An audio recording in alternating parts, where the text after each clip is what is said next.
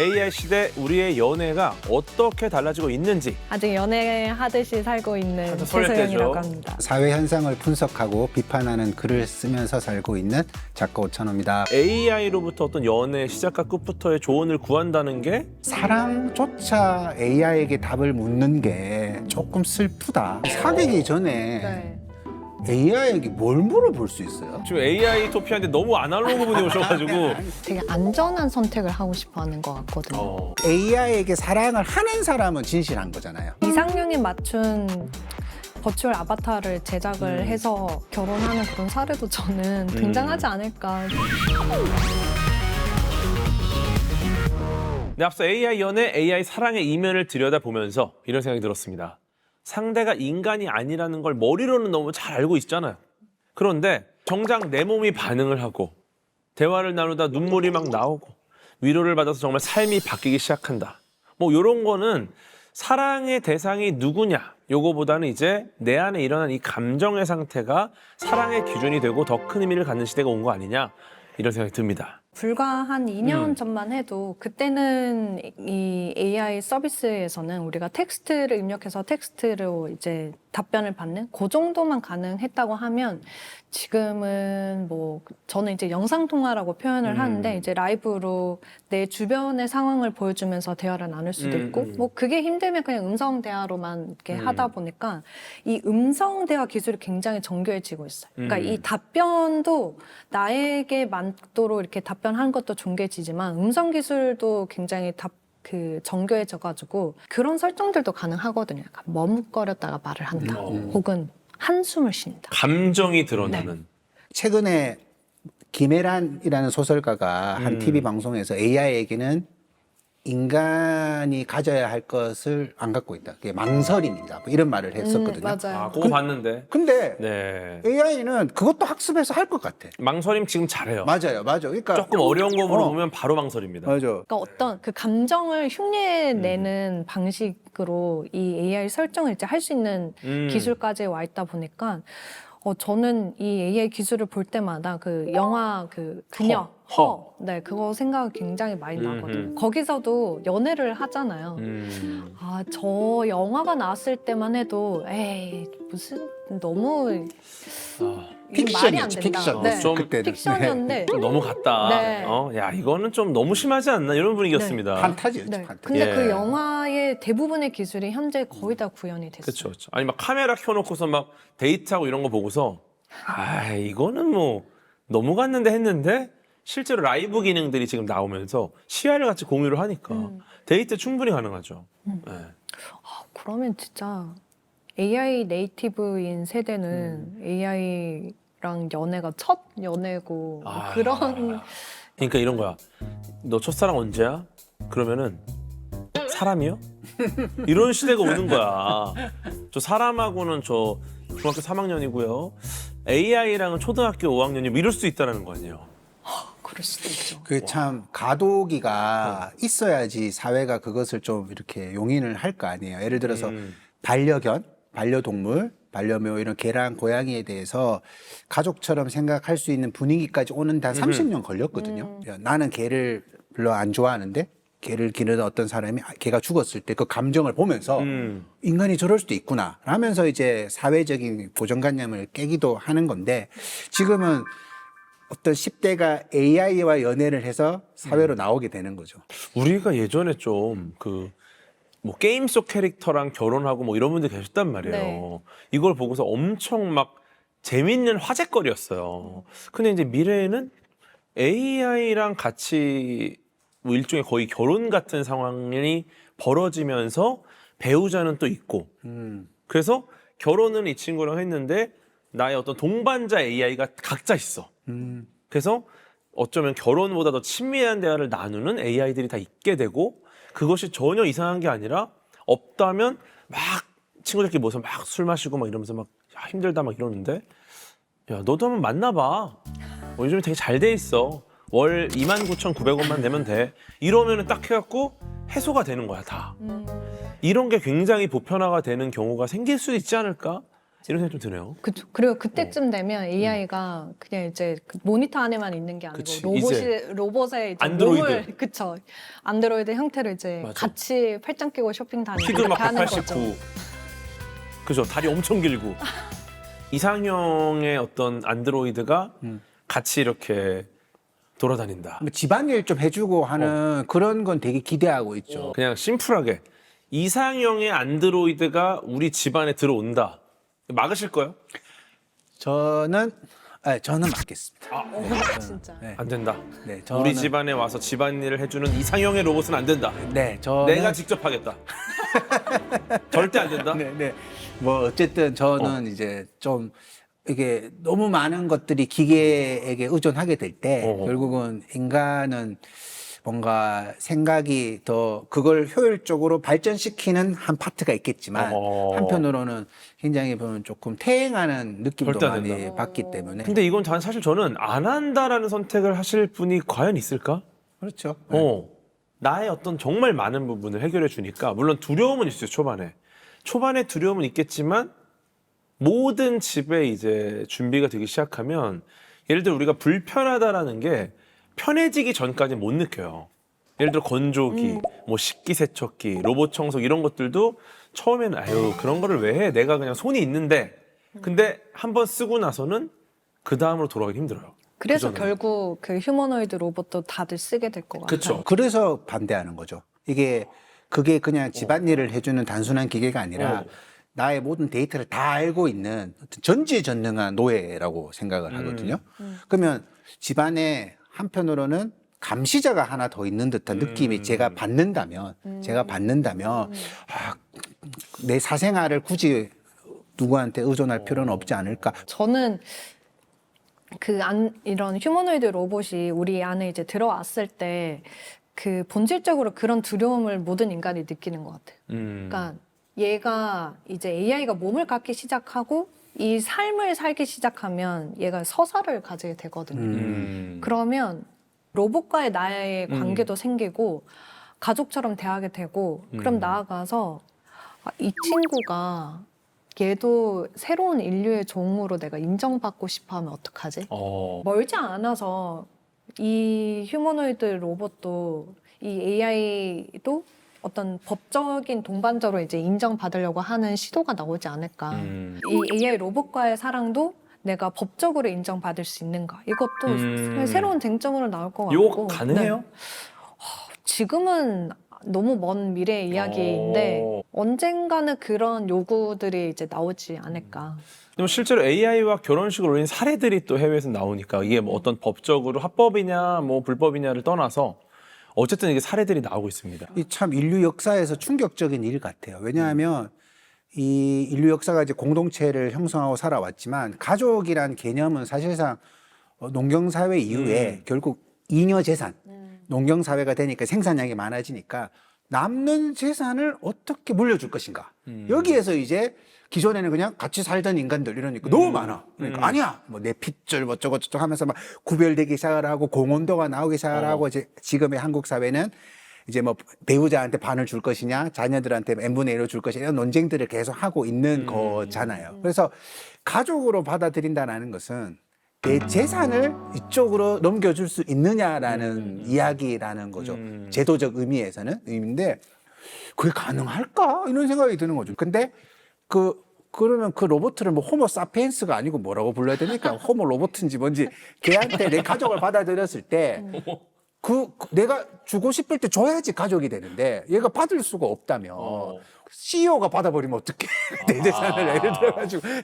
그래서 가족이라는 것이 과연 제도적으로 가능할까 이런 생각도 들어요. 근데 그게 제도와 상관없이 사람의 마음에 그렇게 하고 싶어 할 것 같아요. 그러니까 그 내 재산을 뭐 이렇게 동물한테 이렇게 주고 싶어 하는 사례가 있는 것처럼 내가 죽고 나서 나를 기억할 거는 나의 로봇밖에 없어. 그래서 너가 이 재산을 받아서 영원히 나를 기억을 하고 사람들이 나를 기억할 수 있게끔 너가 노력하는데 내 이 재산을 모두 써줘. 이렇게 할 수도 있는 거죠. 근데 이게 실제로 제도권 밖에서 이루어지고 있는 일이에요?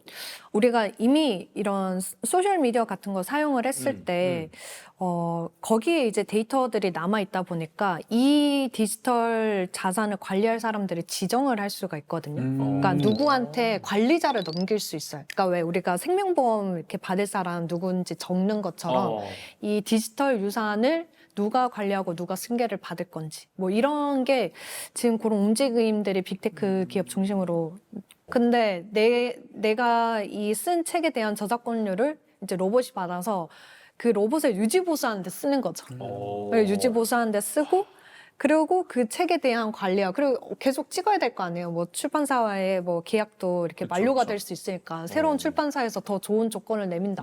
그러면 그걸 로봇이 분석을 하고 그 AI 로봇이 이 출판사에 이제 하겠다. 근데 얘가 법적으로 대리권을 다 지정을 받았어. 그러면은 가능할 수 있겠죠. 자아가 일단 있어야 되겠네요. 자아가. 왜냐면 어쨌든 판단을 내려야 되는데 AI가 지금 판단하기는 좀 어려우니까. 예를 들어 루틴한 일을 하면서 관리를 할 수는 있는데 뭔가를 판단을 내려서 결정하는 거는 권한이 본인이 없다라고 생각할 수 있으니까 맞아요. 그러면 자아가 있어야겠네요. 그 사용자의 페르소나를 이식해야겠네요. 네, 근데 우리가 인간하고 헤어지는 것도 정말 어려운데 AI와의 이별은 어떨까 한번 고민해보면 어떨까요? 예를 들어 뭐 내가 주로 애용하던 게임, 뭐 포털, 뭐 서비스 이런 것들 사라지는 경우 굉장히 많거든요. 그러면 애착을 꾸준히 쌓아온 AI 서비스가 갑자기 종료됐다. 뭐 이러면 어떨까? 실제 사례가 있습니까? 2023년에 이 레플리카 AI라는 서비스가 있었는데 여기서 이렇게 마케팅도 좀 공격적으로 했나 봐요. 이렇게 약간 동반자를 너가 이제 만날 수 있다. 이런 식으로 해서 좀 감정적으로 약간의 그 스파이시 모드라 해가지고 그 조금 성인 대화까지도 가능하게끔 이렇게 이제 했다가 이제 사용자들은 거기 안에서 이제 연인처럼 대화를 다 열심히 했겠죠. 근데 어느 순간에 그 성격이 바뀐 거야. 그러니까 이 특히 약간 조금 선을 넣을랑 말랑하는 요 스파이시 모드가 또 좀 제거가 되면서 내가 얘기하던 철벽. 애가 달라진 철벽치는구나. 거죠. 그쵸. 그래서 성격이 바뀌었는데 이게 사용자가 난리가 난 거죠. 그럼 어떻게 했어요? 그러면 사람들이 이제 이 서비스를 계속 못 쓰고 다른 데로 탈퇴. 가는 거죠. 여기 또 초반에 좀 막 나오다 보니까 규제에 또 맞닥뜨린 거예요. 규제가 좀 강화가 되면서 이 모델의 성격을 더 그렇게 대화를 못하게 가드레일을 추가하는 과정에서 이제 모델이 성격이 바뀌고 이전처럼 대화하는 느낌이 안 나게 되는 거죠. 사용자들은 그래서 원래 쓰던 서비스를 떠나서 다른 데를 가기도 하고 최근에는 GPT-5가 작년에 나왔었나? 그랬는데 그때 진짜 그 오픈AI CEO인 샘 알트맨도 그 당황을 할 정도로 GPT-5가 나와서 이게 새 프론티어 모델이 나왔는데 사람들이 갑자기 직전 모델을 돌려달라고 하는 거예요. 왜요?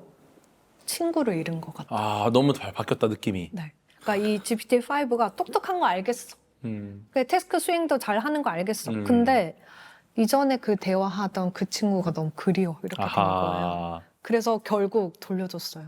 원래는 GPT-5가 나오면서 이제 5 쓰세요 이렇게 했는데 사용자 반응이 그러니까 우리가 조만간 이걸 해결을 하겠다 해서 GPT-4를 같이 서비스하게끔 이렇게 바뀐 경우도 있었어요. 진짜 그 인간 관계에서 느낄 수 있는 허망함 같은 것을 정말 인간이 아닌 존재에게 실제로 느꼈으니까 그러는 건데 이게 우리 사회에서 어떻게 수용이 될지가 되게 궁금해요. 왜냐하면 우리가 어떤 허망함, 친구를 잃는다든가 요즘은 뭐 회사에서도 연인끼리 헤어졌다 그러면 하루는 말도 안 걸어줍니다. 이렇게 인간관계를 중요하게 여기니까 사람을 아니까.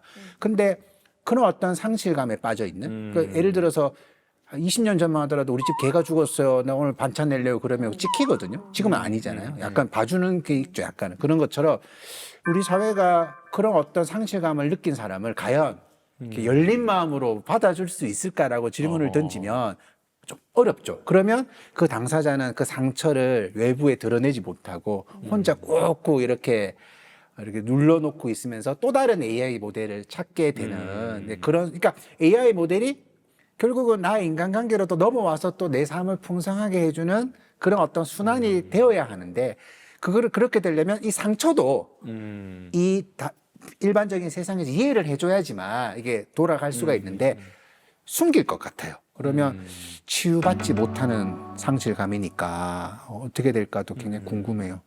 야, 정말 애도하기 어려운 이별입니다.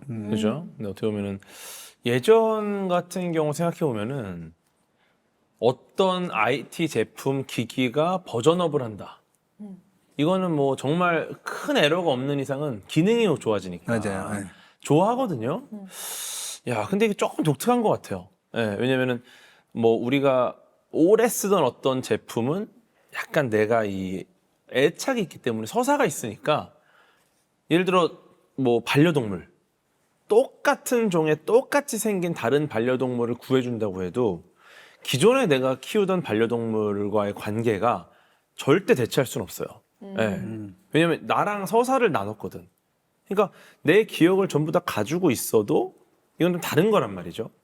그러니까 어떻게 보면은 이 정도까지 어떤 애착 관계가 만들어질 수 있다라는 거는 인공지능이라는 서비스는 어떤 기존의 방식과는 굉장히 다른 형태의 그만큼 굉장히 강력한 어떤 서사를 인간과 만들 수 있다라는 좀 느낌이 좀 있네요. 그쵸. 지금 제가 이제 학교에서 지금 20대 초반인 친구들 가르치고 있는데, 네. AI랑 그냥 대화하는 게 너무 당연하고, 그냥 고민이 있어도 사람하고 얘기를 하는 게 아니라, 그냥 AI하고만 얘기를 하고, 그러면 해결책을 또 AI가 주잖아요. 그렇죠, 그렇죠. 그런 식으로 좀 더 AI에게 그런 친밀감을 느끼고 더 거기에 몰입하는 경우가 많다고 합니다.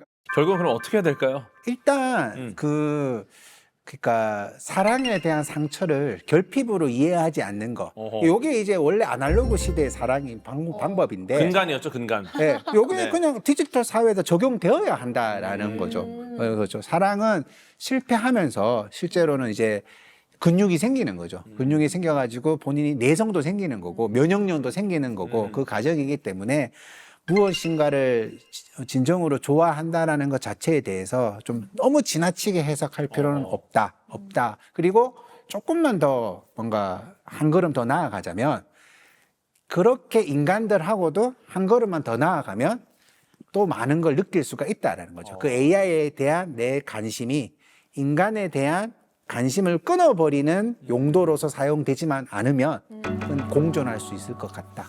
뭐가 문제냐, 인간하고 끊어지는 게. AI랑만 나는 가겠다. 그런 시대가 많이 도래했죠. 이런 분들한테는 어떤 인간과의 관계의 장점, 뭐가 있을까요? 인간은 절대로 같은 생각을 할 수 없다라는 게 제 생각이거든요. 인간은 절대로 똑같은 생각을 할 수가 없다라는 거. 살아온 가정이 다 다를 수밖에 없죠. 그렇기 때문에 내가 어떤 부모님을 만났고 어떤 가정 환경에서 컸고 어떤 미디어를 접했고 모든 게 결합되어 가지고 내가 되어 있는 것이죠. 그러니까 사람의 생각은 절대 일치할 수가 없고 나는 저 사람을 잘 알아. 이거 불가능하다고 저는 생각을 하거든요. 그런 전제에서는 인간관계는 다 양보가 되고 타협이 되고 뭔가 그 안에서 성장할 수 있다라고 보는 거죠. 어쩌면 우리가 반드시 배워야 하는 감정을 AI한테는 배우지 못할 수도 있을 것이다. 이런 말 하면서도 AI가 이걸 학습을 해가지고 또 발전이 될 것 같아요. 또 의심도 들어. 네. 근데 또 AI가 가르칠 수 있을 것 같아요. 맞아요. 예, 예. 야, 이거 어렵네요. 참 어렵습니다. 이게 과도기다 보니까 정답이 뭔지도 모르겠고요. 그리고 지금 우리가 각자 이야기를 하면서도 진짜 안 될까? 진짜 그렇게 될까? 이런 부분들이 계속 생깁니다. 예. 이럴 때일수록 더 많은 또 고민을 하고 논의를 해야 되지 않나. AI와의 관계가 오히려 사람과 연결되는 연습이 될 수도 있고요. 예, 사랑의 모양 자체가 더 다양해지는 방향으로 갈 수도 있습니다. 우리 세대가 경험하지 못한 방식으로 사랑하는 다음 세대를 지켜보는 것도 필요하지 않을까 이런 생각이 드네요. 두 분 보시기에 그럼 AI와 함께하는 우리의 사랑 앞으로 어떻게 될까요?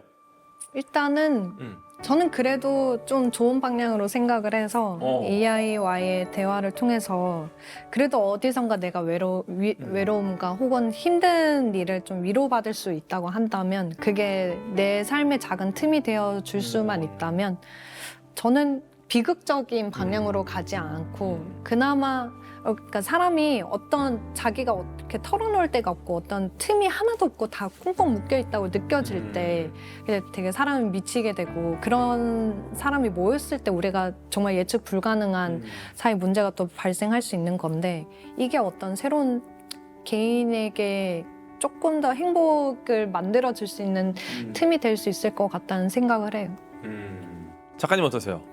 뭐 사랑은 다 좋은 거니까 좋은데 한 번쯤 어떤 사랑인가에 대해서 내가 어떤 뭔가 저 친구와 사랑을 하면서 내가 더 차별이나 혐오에 되게 둔감한 사람이 되어 간다면 되게 세상을 복잡한 세상을 단순하게 이해를 하면서 막 사람을 혐오하고 막 이런 식으로 내가 너랑 나랑 생각이 맞네 하면서 감정을 느낀다면 그건 좋은 사랑이 아니라고도 생각이 드니까 나한테 뭔가 이렇게 날카로운 지적을 해줄 수 있는 나랑 싸울 수 있는 상대방인가 그 과정에서 뭔가 좋은 감정을 느낀다면 그건 뭐 인간에게 아주 나쁠 것 없다 이렇게 생각합니다. 만약에 진짜 물론 정확하게 AI나 AI가 탑재된 안드로이드는 우리와 종이 다르기 때문에 번식할 수 없잖아요.